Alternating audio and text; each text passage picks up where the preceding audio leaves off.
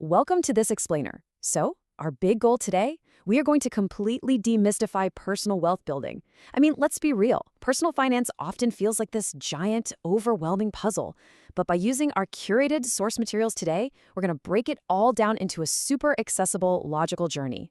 Let's just take a quick look at our agenda, which is basically a roadmap of your financial life. First, getting paid what you're worth. Then, the ultimate secret to wealth, why saving is so difficult, tracking your financial health, and finally, growing your money over time. All right, section 1, getting paid what you're worth, because obviously before you can manage your wealth, you've actually got to earn it, right? And that process starts way before you ever see your first paycheck. Our sources point out something really vital here. While the job market as a whole is pretty efficient, individual companies, they vary wildly in how they handle compensation. Startups and established corporations basically run on completely different playbooks. Some places literally expect and reward negotiation, while others kind of push back hard. Now, a huge takeaway here is that base pay is usually way harder to move than things like signing bonuses or equity. And honestly, if you're jumping into a private startup, you're almost always betting on the equity anyway. So do your homework. Understand who you're talking to. The recruiter is just trying to stick to the company's pay bands. But your future manager, they're actually your advocate. They want you on the team. But above all else, you have to be emotionally honest with yourself about your absolute deal breakers before you ever step foot in that room. As you can see, polite but firm is often the right approach. Failing to negotiate is actually one of the leading causes of long-term pay disparity. It's crazy. So when you approach your manager, you just need the right mindset. It's really not about being aggressive at all. It's about knowing your market data and standing your ground. Just polite, but firm. Which brings us to section 2, the ultimate secret to wealth. Once you've got that salary secured, you immediately run into the central rule of personal finance. I absolutely love this visual. It's like Bart Simpson writing, "I will never spend more than I earn," over and over again on the chalkboard. This unbelievably simple rule is literally the ultimate secret to personal financial success. And look, it doesn't matter if you make $40,000 a year or $4 million. This applies across the board. There's absolutely no amount of money that you can't outspend. It's such an easy metric to measure, but remarkably, almost nobody actually does it. Moving right along to section 3, why saving is so difficult. I mean, think about it. If the secret to wealth is just spending less than you make, why is there a massive industry dedicated to fixing the fact that people are constantly broke? Let's dig into that. The real kicker here is that incomes fluctuate, but lifestyles are incredibly sticky. Just look at this comparison. A retired NFL player making roughly $6.7 million in a super brief 3 to 5 year window versus a tech engineer starting at $100K who earns around $4.2 million, but spread out over a much longer career. When you get a massive influx of cash in a short amount of time, whether that's in pro sports, Hollywood, or a tech buyout, it is so incredibly hard not to just blow up your lifestyle to match that temporary income. And hey, if you feel like saving money is tough, you are definitely not alone. Just look at the wild macroeconomic ride of the U.S. personal savings rate here.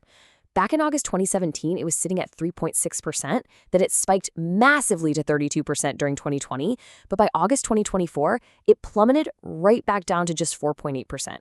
So what's going on here? Well, it's because we all have this deep-seated desire to show off our success. We're desperate to keep up with the Joneses, even though, statistically speaking, the Joneses are flat broke. Then you throw in the endowment effect, which is the sneaky psychological bias where we overvalue things just because we feel like they're ours, basically turning a nice-to-have clothing budget into a strict necessity.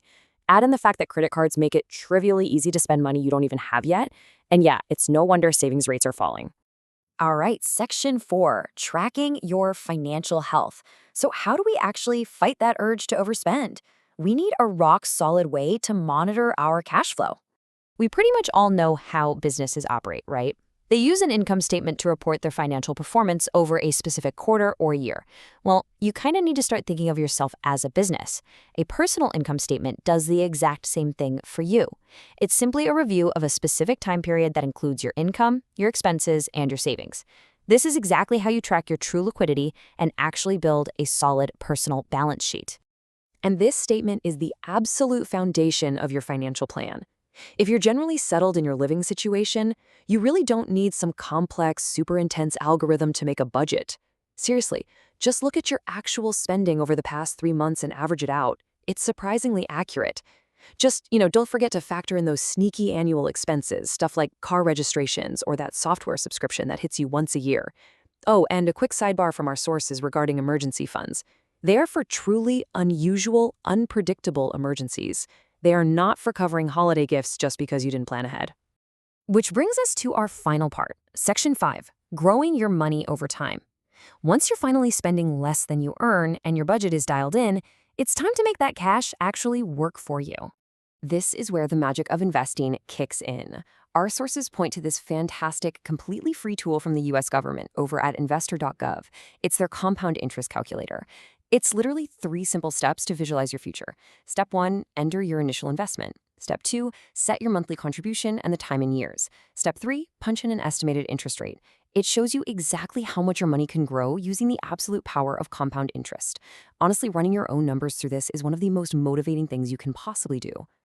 But it's not just calculators. Investor.gov has all these tailored free publications to help with your specific life circumstances, because we all know personal finance is definitely not one size fits all. They've got guides for students, resources for K-12 teachers, strategies for military personnel managing their benefits, advice for older investors on avoiding fraud, and even guides on what to do if you suddenly get a big lump sum of cash. It's a goldmine for protecting and growing your investments safely. But hey, reading the map isn't the same as actually taking the trip, right? We've looked at the tools, the psychology, the whole timeline, but I'm going to leave you with this final thought. You know the secret now. The math of spending less than you make? It's easy. A kid could do it. But actually resisting that urge to keep up with everyone else and executing your plan year in and year out, that is the real test. So what is the one financial habit you are going to change today? Thanks so much for joining me on this explainer, and here's to taking control of your financial future.